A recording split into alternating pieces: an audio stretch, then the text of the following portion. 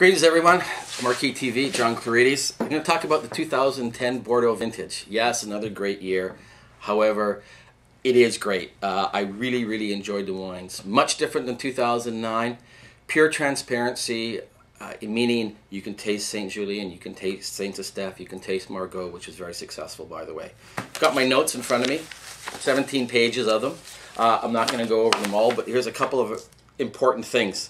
The ratings game is heating up. There's Parker and Tanzer, but there's now James Suckling from the Wine Spectator, who's launched a new website, and he is trying to get a lot of subscriptions, so everything seems to be 92 and 93 points. I'll talk about that maybe a little bit later in one of my other videos.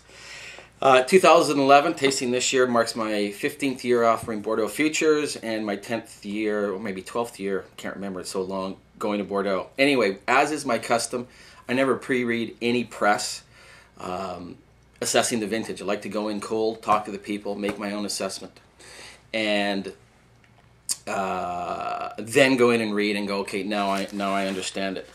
The vintage, weather was good, as in 2009.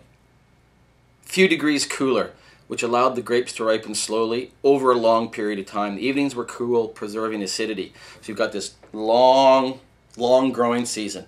So you don't get this huge, big, rich spike of fruit. On the right bank, Pomerol, but especially Saint-Emilion, the alcohols were high. Some were like 15.5, which doesn't really bode well with me, but I'll talk about that later.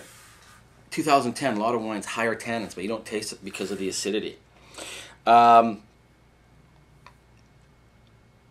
yin and yang vintage, where 2009 big and rich, 2010 is rich, but again great acidity. So, Medoc, abundance of riches. Let's go quickly over them, which I really liked. Couple things before I go over them. Second wines, don't treat them like they don't treat them like a second wine anymore. In the old days, they used to make 80–90% of the Grand Vin, and then they made a little bit of second wine. Now what they've done is pick the best parts of the vineyard, best clones, some cases replanted. They make the Grand Vin, usually 30 to 40% of what the estate has.